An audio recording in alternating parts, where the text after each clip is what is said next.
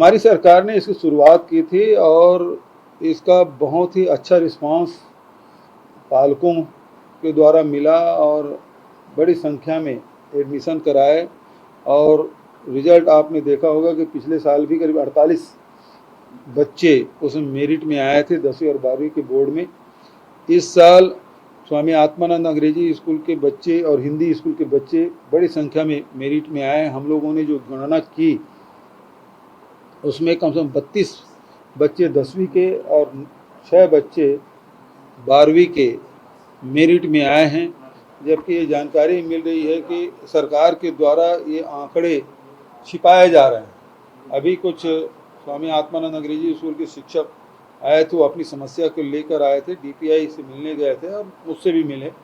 उन्होंने बताया कि मेरिट में जो जसपुर का बच्चा है वो भी स्वामी आत्मानंद अंग्रेजी स्कूल का है, जबकि उसको छुपाया जा रहा है।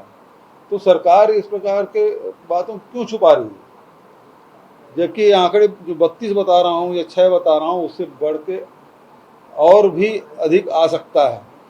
तो ये तो छत्तीसगढ़ के जो गरीब बच्चे, मैं कल बलौदाबाजार जिले गया था, कसडोल का जो बच्चा है हिमेश यादव जो 12वीं में 4th रैंक में आया है और एक गरीब मजदूर का बच्चा है। कल मैं पांदा गया था तो वहाँ भी एक साधारण परिवार का जो लड़की है वर्मा परिवार की, वो आया है, देवांगन परिवार जो ठेला मतलब रिक्शा चलाता है। तो ये जो स्कूल है उसका उद्देश्य यही था कि जो शिक्षा का अधिकार सबको मिलना चाहिए, गुणवत्तापूर्ण पढ़ाई सबको मिले, और इस कारण से इसका विस्तार हम लोगों ने किया था। और यही कारण है कि पिछले साल सुकमा का बच्चा है वो 10th में टॉप किया था, जसपुर के बच्चे 12वीं में टॉप किया था, इस साल फिर जसपुर के बच्चे हैं वो फिर टॉप किए हैं। तो ग्रामीण क्षेत्र में भी वही पढ़ाई हो जो शहरों के लोगों को मिलता है, और चाहे वो मिडिल क्लास हो, लोअर मिडिल क्लास हो, गरीब घर के बच्चे हों, उसको भी यदि अवसर मिलता है तो प्रतिभा के हमारे बच्चों में कोई कमी नहीं है। अवसर की उपलब्धता कराने का आवश्यकता है और वो हम लोगों ने किया था। और मुझे खुशी है कि हमारी जो योजना है उसका लाभ चाहे शहर के हो चाहे ग्रामीण क्षेत्र के बच्चे सभी उठा रहे हैं। और सरकार के जो अभी जो रवैया है वो बेहद ही दुर्भाग्यपूर्ण है। अभी बेमेतरज जिस प्रकार सूचना मिली है वहाँ 10 महीने से वहाँ के शिक्षकों को, प्यून को तनख्वाह नहीं मिल रहा है स्वामी आत्मानंद के बच्चों स्कूल, जबकि वहाँ के बच्चे एक मेरिट में आए बेमेतरज से। तो ये रवैया उचित नहीं है। अभी जिस प्रकार से वहाँ के शिक्षक आए थे स्वामी आत्मानंद के बच्चे, मैं तो शिक्षक आए थे स्वामी आत्मानंद स्कूल के, मैं उन्हें भी बधाई दूंगा कि उन्होंने जिस प्रकार से पढ़ाई के स्तर को विपरीत परिस्थिति में बना कर रखा है और उसके कारण से मेरिट में हमारे बच्चे आए। एक मिनट, इसी में जो शिक्षक आए थे वो बता रहे हैं कभी गर्मी में जो समर कैंप है वो ऐच्छिक रखा गया है, जहाँ बच्चे समर कैंप में जाते हैं तो वो उनके साथ शिक्षक रहेंगे, लेकिन जहाँ नहीं है वहाँ जो रेगुलर टीचर हैं वो तो घर में छुट्टी मना रहे हैं। लेकिन ये स्वामी आत्मानंद के जो शिक्षक हैं उसको तो जियो टैग करा रहे हैं, उसको वीडियो अपलोड करने के लिए बोल रहे हैं। तो ये दोहरा मापदंड सरकार के द्वारा किया जा रहा है, वो बेहद दुर्भाग्यजनक। मतलब इसका मतलब है कि स्वामी आत्मानंद जो योजना है उसको सरकार फेल करना चाहती है। देख, सुशासन की स्थिति ये है कि अभी ओपी चौधरी जी का बयान आप देखें, जब उन्होंने राजस्व विभाग रजिस्ट्री की जब वो योजना बना रहे थे 10 पॉइंट पे, तो उन्होंने कहा कि बहुत सारे जो पटवारी है वो आनाकानी कर रहे थे। 6 पटवारियों की मैंने फाइल मंगा ली और उसके बाद उन्होंने सहमति दी।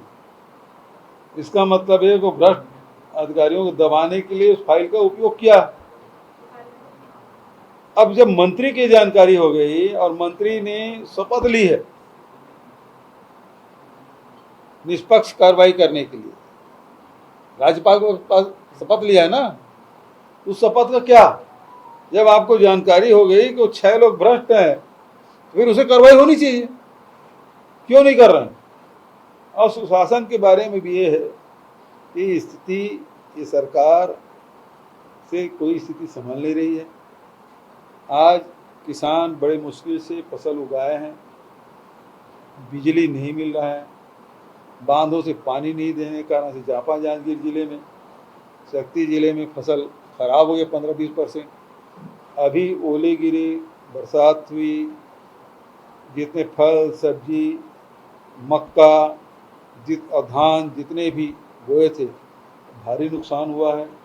अभी तक के कोई उसके सर्वे नहीं हुआ है, मुआवजा की बात तो दूर है। और दुर्भाग्यजनक बात ये किसानों का प्रदेश है और सरकार दिसंबर जनवरी से कह रही है कि हम अतिरिक्त धान को बेचेंगे। पहली बात तो डबल इंजन की सरकार है, अब तो ट्रिपल इंजन की सरकार है। और ट्रिपल इंजन की सरकार में यहाँ के चावल को भारत सरकार खरीद नहीं रही। एफसीआई 35 लाख मीट्रिक टन धान बेचने का फैसला किया, फरवरी में बेचते तो किसानों को नुकसान नहीं होता। आज अब बेच रहे हैं और सरकार ये कह रही कि हमारा धान खरीदो, राइस मिलर। गर्मी फसल अब बाजार में आना शुरू हो गया, मंडियों में आना शुरू हो गया, गर्मी फसल कटाई शुरू हो गया धान का। अब रेट हमारी सरकार थी तो धान की कीमत, गर्मी फसल के धान की कीमत भी समर्थन मूल्य के आसपास या उससे अधिक ही रहा करता था।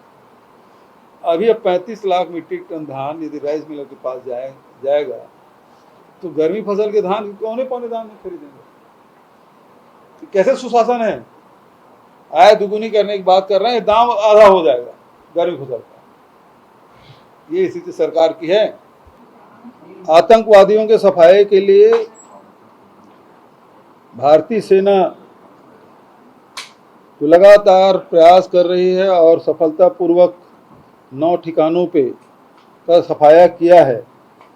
और जिस प्रकार से पाकिस्तान के जितने मिसाइल हैं जो भारत के रिहायशी इलाकों में या धार्मिक स्थलों में जो गिराए जा रहे हैं, उसे सफलतापूर्वक उसे रोकने का काम कर रही है।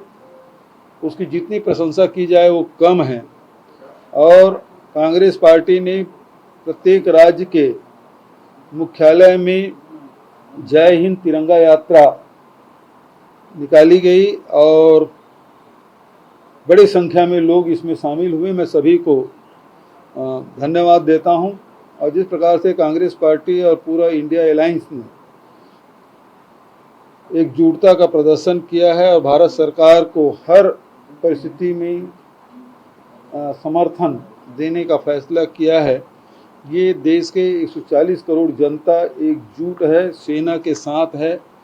और हमारे बहादुर सेना जो पूरे देश का दुनिया में इसके अपनी पहचान है, उसके अनुरूप कार्रवाई कर रही है। और हम सब भारतीय सेना के पर गर्व भी करते हैं और भारतीय सेना के साथ। देखिए, एक चीज़ ये है कि आप एक ही मामले को कितने एजेंसी जांच करेगी, मुझे पहले बताओ। कितने साल से जांच कर रही है? आईटी, फिर ईडी, फिर सीबीआई, फिर ईओडब्ल्यू। आपका उद्देश्य जांच करना नहीं है। 3 साल हो गया, 3 साल में आप फाइनल रिपोर्ट सबमिट नहीं कर पाए कोर्ट में।